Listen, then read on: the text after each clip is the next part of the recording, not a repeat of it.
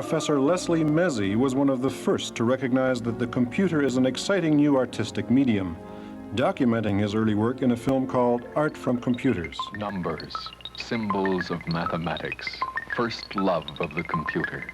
Then letters, units of language. And now, pictures and music come streaming forth from the machine.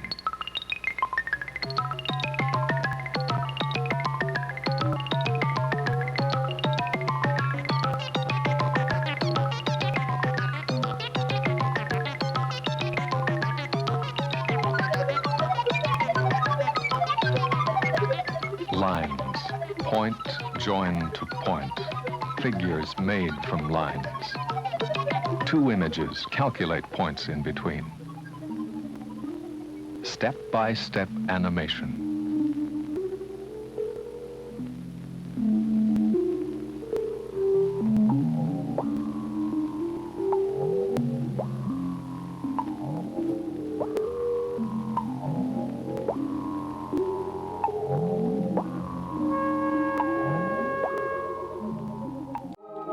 Baecker is now a professor at the University of Toronto.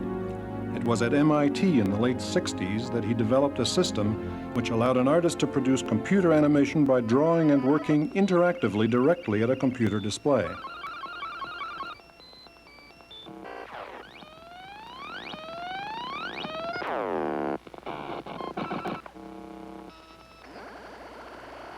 Animation is the art of drawing in time. This film will show some new ways in which a computer can aid in the process. Lynn wants to try a classic animation example, the bouncing ball. She produces the sequence as in conventional animation by sketching each individual frame. Notice she draws a squashed ball at the point of contact, a little extra emphasis. She will point at a so-called light button on the screen to call for a real-time playback of the movie she has drawn. Such immediate playback dramatically increases the animator's involvement with her work. We don't have to draw each individual frame. Instead, we can show Genesis how to move a ball by drawing the desired bounce. Lynn has told Genesis to combine the sketch of the ball with the sketch of a bounce to create a bouncing ball. In Genesis, unlike in conventional animation, both pictures and motions have truly separate identities. Any movement can be freely applied to any picture. So Lynn can apply her bounce to a frog instead of a ball. She can also draw a second frog image to define a picture change at the crucial point of contact.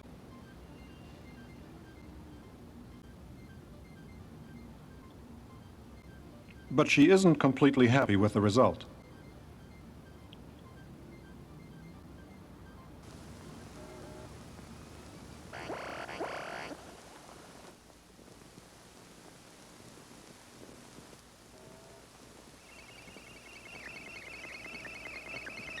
In 1974, Ron Baecker, his student Tom Horsley, and animator Eric Martin built the Shazam system and showed how animation cells can be revised while the resulting movie is being played back in real time. As they change the ball shape in the right window into a rabbit, the change is immediately reflected in the movie playback window on the left.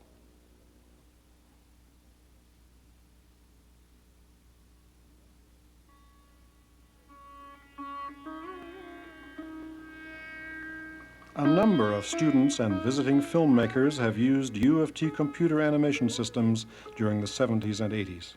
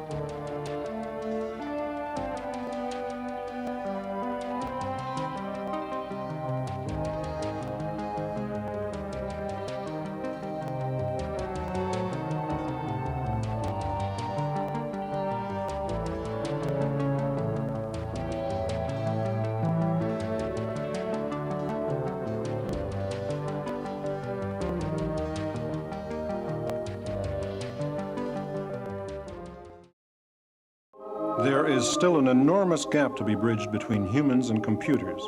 Unless the systems we build are useful and usable, their true potential will never be realized.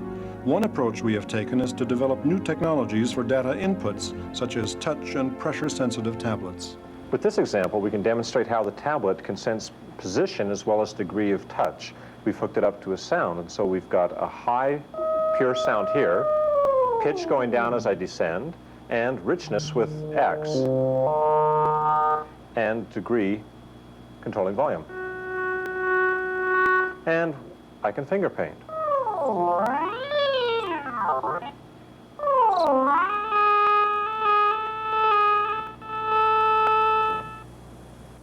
Often, when we want to use the tablet surface to emulate a number of different virtual devices, it's useful to use a physical template laid over top of the tablet.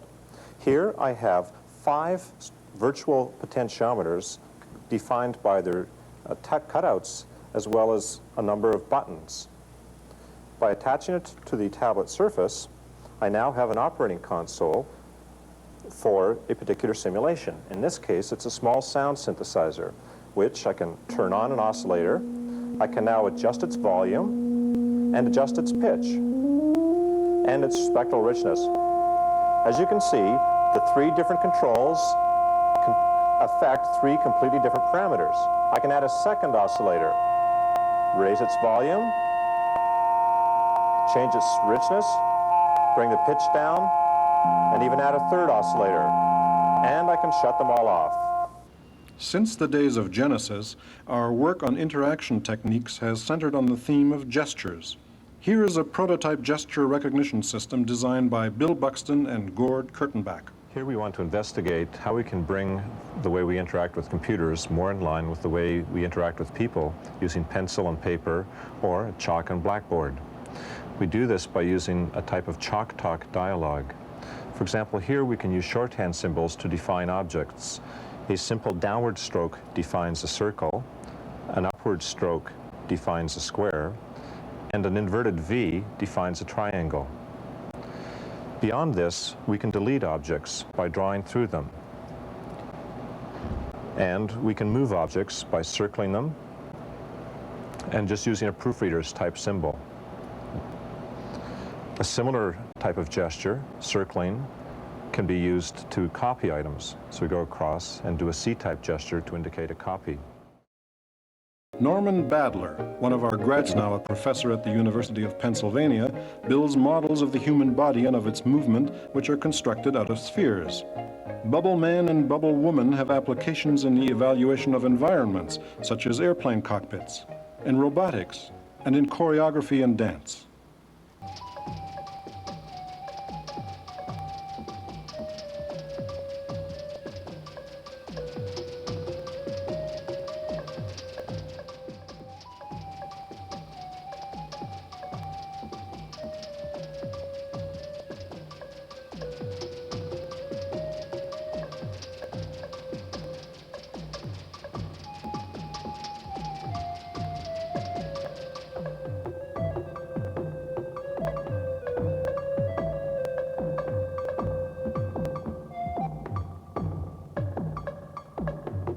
In the teaching film Sorting Out Sorting, Ron Baecker used dynamic graphics to illustrate the operation of 9 different sorting algorithms, techniques for arranging sequences of data so that they are in order.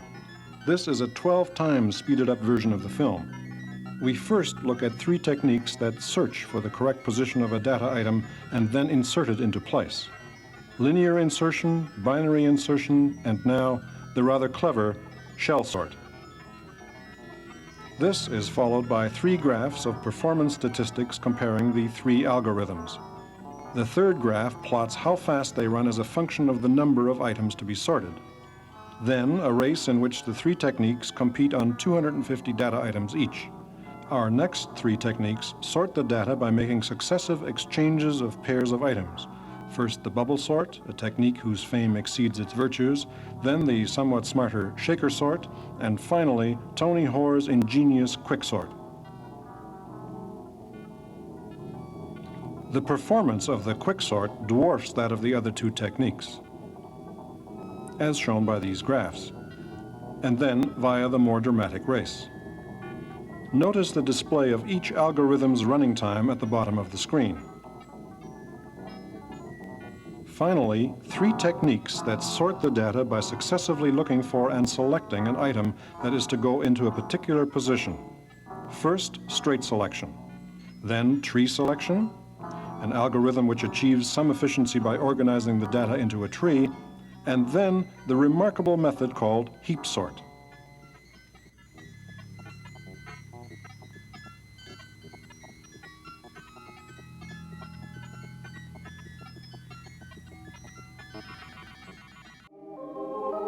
Professor Alain Fournier is one of the pioneers in producing increasingly realistic three-dimensional computer graphics images. Here's how the method evolved.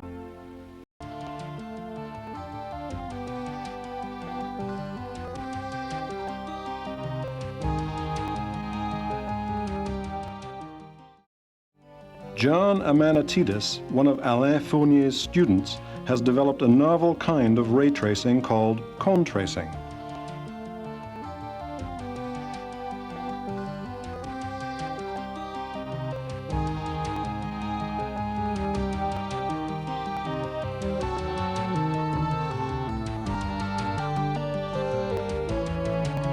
One important aspect of Alain Fournier's work has been the use of fractals, a kind of random or stochastic process, to define very complex objects such as coastlines and mountains. The grass and trees in this film by Pixar were also both constructed using Reeves' particle system.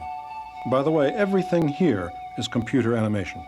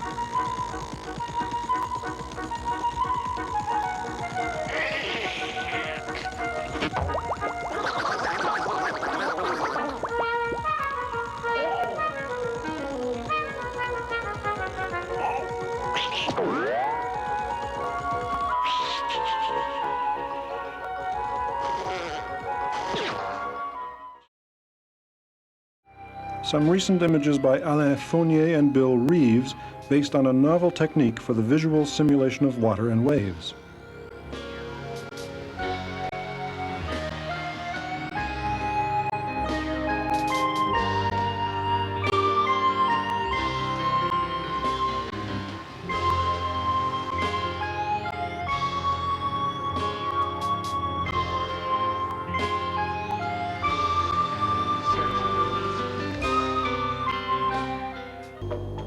A 5-minute movie called Le Game has recently been completed by the CBC, the National Research Council, and the Dynamic Graphics Project.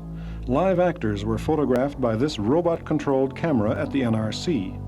Using the coordinates of the camera motions tracked and recorded by the robot, our machine computed an animated sequence showing what an imaginary background would have looked like had the live actors actually been filmed in that environment. The 2 film sequences were then matted together at the CBC and augmented with an original soundtrack to produce this vivid prototype of how computers can allow actors to appear to exist in worlds that cannot be built or that they could not possibly exist in.